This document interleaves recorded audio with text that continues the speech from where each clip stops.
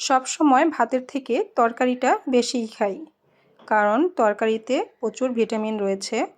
তাই এর জন্য ফার্স্টেই আমি তরকারিটা বেড়ে নিয়েছি বেশি করে ঠান্ডা হওয়ার জন্য। হ্যালো এভরিওয়ান, আসসালামু আলাইকুম। সবাই কেমন আছেন? আরেকটি নতুন ব্লগ ভিডিও নিয়ে চলে আসলাম। আলহামদুলিল্লাহ, আমি অনেক ভালো আছি। আপনারা সবাই কেমন আছেন অবশ্যই জানাবেন। আজকে রান্না করব মুরগির মাংস দিয়ে চাল কুমড়া দিয়ে। যাই হোক, অনেকে জালি কুমড়াও বলে থাকেন। আমি প্রায় সময় এডিট করতে গিয়ে ভুলে যাই সবজির নামগুলো। আপনারা জালি কুমড়ো বলেন নাকি চাল কুমড়ো বলেন অবশ্যই জানাবেন।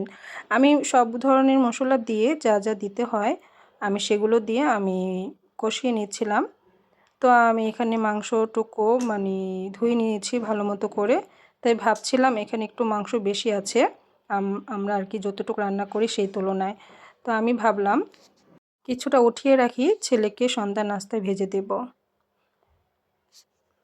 তো এই তো আমার মশলাটা কষানো হয়ে গিয়েছে, আমি মাংসটুকু দিয়ে দিয়েছি। দেখুন কষানোটা কি সুন্দর হয়েছে। তো আমি সিদ্ধর জন্য অপেক্ষা করব। তো আমি যে মাংসটুকু রেখেছিলাম ছেলেকে সন্ধ্যার সময় একটু ভেজে দেব, সেগুলোকে আমি ভালো মতো মশলা দিয়ে মাখিয়ে রাখলাম। তো এই তো আমার কুমড়োটা কিন্তু আমি সিদ্ধ করে নিয়েছিলাম। তো সেগুলো আমি মাংসর মধ্যে দিয়ে দিয়েছি। তো আমি আরও কিছুক্ষণ কষিয়ে নেব। তো অনেকক্ষণ কষিয়ে নেওয়ার পর দেখুন অনেক সুন্দর করে লাউর মতো গলে গিয়েছে। দেখুন একটা খোঁচা দিলাম আর ভেঙে গিয়েছে। তো আমার কিন্তু হয়ে গিয়েছে প্রায়। আমি এখন কষিয়ে পরিমাণ মতো পানি রাখবো, একটু ঝোল ঝোল রাখবো, আর আমি লাস্টে কাঁচামরিচ দিয়ে আমি জালটা পাইয়ে নেব। তো আপনারা কে কীভাবে রান্না করেন চাল কুমড়ো দিয়ে অবশ্যই জানাবেন। দেখুন কালারটা কিন্তু অনেক সুন্দর হয়েছে। তো লাস্টে আমি জিরা ভাজা দিয়ে নামিয়ে ফেলবো।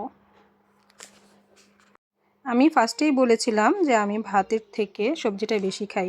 তো অনেকে এসে বলবেন যে এখানে আমি অনেকগুলো ভাত নিয়েছি। আসলে এই ভাতটুকু আমার আর আমার ছেলের।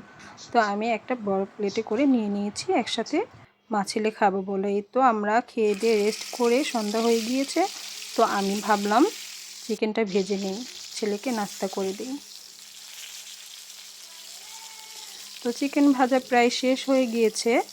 তো আমরা পরিবেশন করব। ছেলেকে দিয়েছিলাম, কিন্তু ভাজাটা এতই দেখতে সুন্দর হয়েছে ভাবলাম নিজে বসে আগে একটু খেয়ে নিই। তো আমার ভিডিওটি কেমন হয়েছে অবশ্যই জানাবেন। সবাই ভালো থাকবেন। পরবর্তী ভিডিওর জন্য আমন্ত্রণ রইল। আসসালামু আলাইকুম।